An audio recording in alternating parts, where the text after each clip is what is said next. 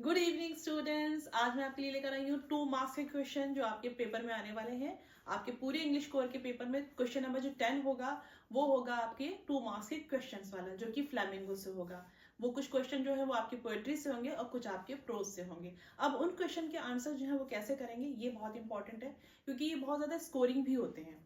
अब इसमें देखना है आपका जो मार्क्स का डिवीजन है वो कुछ इस तरीके से होगा। 2 मार्क्स का ईच क्वेश्चन होगा, जिसमें 1 मार्क जो होगा वो कंटेंट के लिए होगा और 1 mark will be for your expression. ठीक है, तो उसमें आपके मार्क्स काफी अच्छे हो सकते हैं अगर आपने चैप्टर को रीड किया हुआ है, चैप्टर को समझा हुआ है और आप थोड़ा सा भी अच्छे से लिख सकते हैं तो आपके पूरे मार्क्स मिलने वाले हैं। ठीक है, तो मैं कुछ क्वेश्चन ऐसे लेकर आई हूँ जो कि आजकल के पैटर्न में आ रहे हैं, जो कि आपके सैंपल पेपर से हैं। ठीक है, तो चलिए हम लोग उसको डिस्कस करते हैं।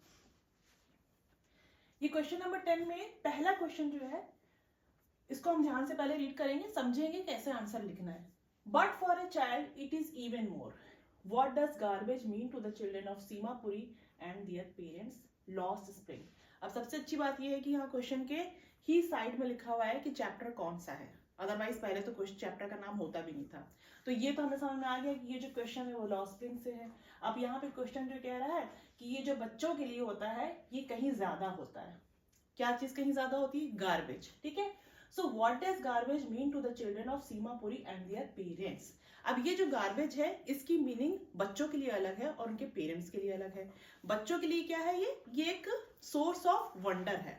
It's a wrapped in wonder. ठीक है, जब भी वो कभी गार्बेज में जाते हैं, उनको स्क्राउच करते हैं, उसमें सर्च करते हैं, तो उसमें वो काफी वंडर के साथ वो सर्च करते हैं, काफी सरप्राइज के साथ वो सर्च करते हैं। और बच्चों पेरेंट्स के लिए क्या है? पेरेंट्स के लिए जो गार्बेज है वो उनकी लाइवलीहुड है ना। It's a means of survival for them. Okay, come to the second question. Morning found the town of Motihari black with peasants. जैसा कि हमने ये सेंटेंस पढ़ा तभी हमें समझ में आ गया कि ये जो सेंटेंस है ये चंपारण वाला जो चैप्टर है आपका इंडिगो उससे लिया गया है। Explain the possible reasons for Gandhi's quick popularity among the peasants of Champaran. अब इसमें ये सेंटेंस ये बता रहा है कि जब मॉर्निंग का टाइम आया, एक टाइम ऐसा हुआ कि जब ये खबर जो थी, जब गांधी जी की फैल गई थी मोतीहारी से लेकर के चंपारण तक कि कोई एक चैंपियन है जो उनकी हेल्प करने वाला है, वो वहां से आया है, जो कि गुजरात से आया हुआ है। तो सुबह के टाइम पे क्या होता है, अचानक से पूरा जो मोतीहारी का टाउन होता है वो भर जाता है किसानों से, पूरा बिल्कुल ब्लैक नजर आने लगता है। ठीक है, और फिर आगे ये पूछ रहा है एक्सप्लेन द पॉसिबल रीजंस। ये बताइए कि क्या रीजंस है गांधी जी को इतनी ज्यादा जो पॉपुलैरिटी मिल गई थी किसानों के बीच में। तो उसका रीजन बिल्कुल ऑब्वियस है। उसका रीजन ये है कि गांधी जी क्या थे? गांधी जी आए थे, गुजरात से थे वो, और उनकी मुलाकात शुक्ला से हुई थी लखनऊ में।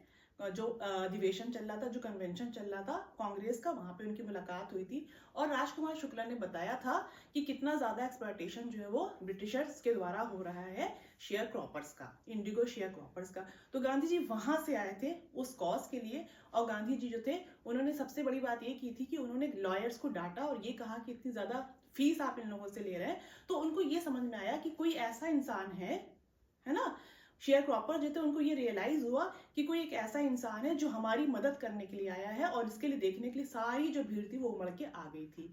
तो ये रीजन था, है ना। और उनको लगा कि हमारे जो राइट्स हैं उसको डिफेंड करने के लिए कोई है ना, जो हमारे लिए आवाज उठा रहा है, जो हमारे लिए कोर्ट से ये कह रहा है कि भाई तुम कोर्ट में जाना बेकार है इन किसानों का, जहाँ पे जो किसान है वो इतने ज्यादा फेयर स्ट्रिकन है, इतने ज्यादा क्रश्ड है। तो उनको ये लगा कि भाई कोई तो जो है हमारे लिए बोल रहा है, तो इसलिए वो इतने ज्यादा पॉपुलर हो गए थे।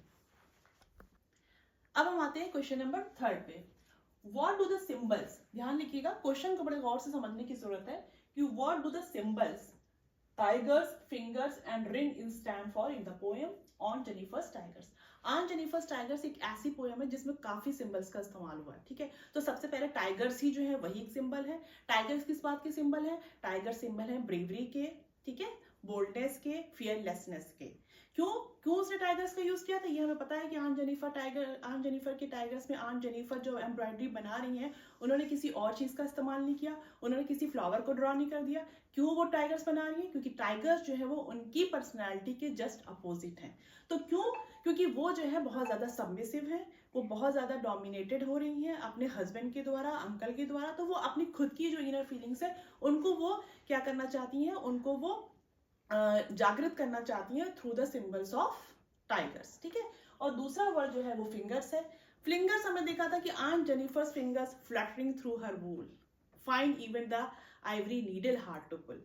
अब आंट जेनिफर की जो उंगलियां थी वो क्या हो रही थी, वो फ्लटर कर रही थी, वो कांप रही थी। तो फिंगर्स यहाँ पे सिंबलाइज कर रही हैं कि उनके जो कपकपाती हुई उंगलियां हैं वो सिंबलाइज कर रही हैं कि वो बहुत ज्यादा डरी हुई हैं। She is afraid of the uncle, she is fearful of the domination of the uncle. Okay, अब आगे देखेंगे जो थर्ड वर्ड है रिंग। रिंग किस चीज को सिंबलाइज करता है? रिंग जो उन्होंने अपनी उंगली के ऊपर पहनी हुई है, अपनी फिंगर के ऊपर जो पहनी है, उसमें ये यूज हुआ था कि वो बहुत ज्यादा मैसिव वेट है उसका। तो रियल में तो ऐसा नहीं होता है कि जो अंगूठी है वो बहुत ज्यादा हैवी हो, लेकिन यहाँ पे उन्होंने यूज किया था कि massive weight of uncle's wedding band, है ना। तो वो जो मैसिव वेट की जो रिंग है वो ये सिंबलाइज करती है कि जो उनकी शादीशुदा की जो मैरिड लाइफ की रिस्पॉन्सिबिलिटीज है वो बहुत ज्यादा हैवी हो रही है उनके ऊपर, ठीक है। तो जिसके बोझ के तले वो दबी जा रही है। ये सिंबलाइज करती है कि कॉन्स्टेंट्स क्या है मैरिड लाइफ के, है ना। रिंग का मतलब होता है किसी, रिंग का मतलब अंगूठी से भी है, रिंग का मतलब एक रिंग से भी है, तो है ना। तो वो रिंग हो गई है ऑर्डील से, यानी मैरिड लाइफ की जो कठिनाइयां होती हैं, जो डिफिकल्ट सिचुएशंस होती हैं, उनसे वो सराउंडेड है उनकी लाइफ, इसलिए रिंग का इस्तेमाल भी हुआ है। अब क्वेश्चन नंबर हम आते हैं 4 पे। And realise with pain that she was as old as she looked.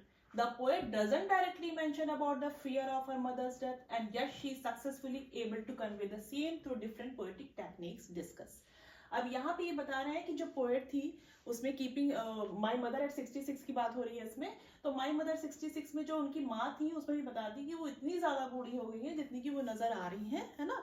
तो उन्होंने काफी डिफरेंट पोएटिक डिवाइसेस का इस्तेमाल किया है इस पोएम में, ये बताने के लिए कि उनकी माँ जो है वो बहुत ज्यादा बूढ़ी हो चुकी हैं और उनकी डेथ हो सकती है। तो जैसे उन्होंने लेट विंटर्स मून का इस्तेमाल कर लिया था, और उन्होंने ये कहा था कि her face ashen like that of a corpse, तो इस तरीके की सिमिलीज का इस्तेमाल किया था। तो आगे ये बताते हैं the poet doesn't directly mention about the fear of her mother's death. अब पोएट जो है वो डायरेक्टली नहीं बताता है कि जो पोएट है वो इस बात से डरी हुई है कि उसकी माँ कभी भी मर सकती है, डायरेक्टली नहीं बता रही है, लेकिन उसने बहुत सारी पोएटिक डिवाइसेस का इस्तेमाल कर लिया, जैसे कि मैंने अभी आपको बताया लेट विंटर्स मून वाला, है ना, her face ashen like that of a corpse वाला, कि she is at the process of ageing, है ना। ये सारी बातें बताई हैं कि वो बूढ़ी हो रही है। तो इस तरह से उन्होंने डिफरेंट पोएटिक टेक्निक्स का इस्तेमाल करके इस बात को कन्वे किया है। तो आपने आंसर में आप ये लिख सकते हैं।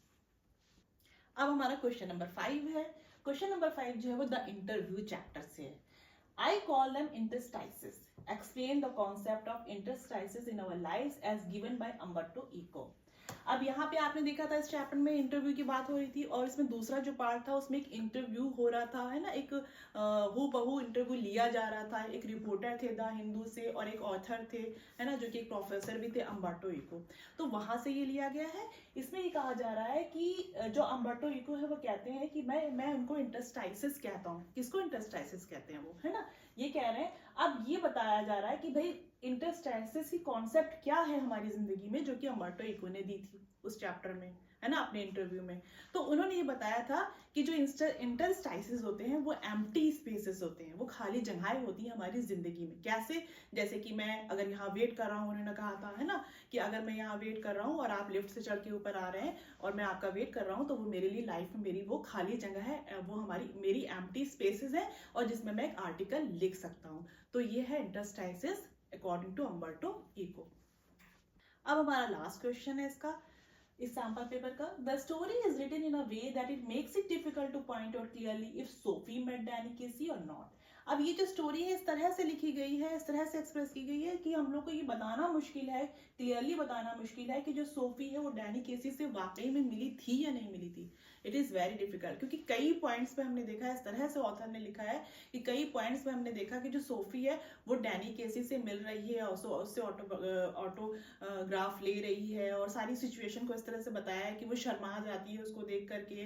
तो ये सारी चीजें जो थी वो उसके सिर्फ ड्रीम्स था, हम जानते हैं, वो उसका इमेजिनेशन था और वो उसका फैंटेसी था, और वो इतना ज्यादा उससे डैनी केसी की हीरो वर्शिप कर रही थी कि लग ही नहीं रहा था कि वो वाकई में मिल रही है नहीं या नहीं। ये बताता है कि कितनी हद तक के वो ज्यादा ड्रीमर थी, किस लेवल तक के वो एक ड्रीमर थी। ठीक है, तो आज के हमारे जो क्वेश्चन थे ये 5 क्वेश्चन हमारे सैंपल पेपर की मैंने डिस्कस किए, और मैं आपको ये भी बताना चाहती हूँ कि इन क्वेश्चन में आप काफी अच्छा स्कोर कर सकते हो अगर आपने अपने क्वेश्चन के आंसर्स में टेक्स्ट से कुछ रेफरेंस लिए हैं, टेक्स्ट से कुछ कीवर्ड्स लिखे हैं और उसको आपको पेंसिल से अंडरलाइन करना होगा, तो that will enhance your marks, है ना। तो मैंने देखिए बहुत सारे लोग ऐसा भी हैं जो सिर्फ और सिर्फ टाइम वेस्ट कर रहे हैं आकर के, है ना। ऐसी ऐसी वीडियोस भी हैं कि जिसमें हम खाली देख रहे हैं कि बस ये क्वेश्चन ऐसे आते हैं वैसे आते हैं, लेकिन जेन्युइनली कोई इसको डिस्कस ही नहीं कर रहा है। तो आप इसको जरूर ध्यान दीजिएगा, क्योंकि आपका जो ये टाइम है ये बहुत ज्यादा प्रेशियस टाइम है, इसको बिल्कुल भी वेस्ट करने की आपको जरूरत नहीं है। आई होप कि आप बेटर करेंगे और फिर मैं नेक्स्ट सैंपल पेपर भी डिस्कस करूंगी। Thank you.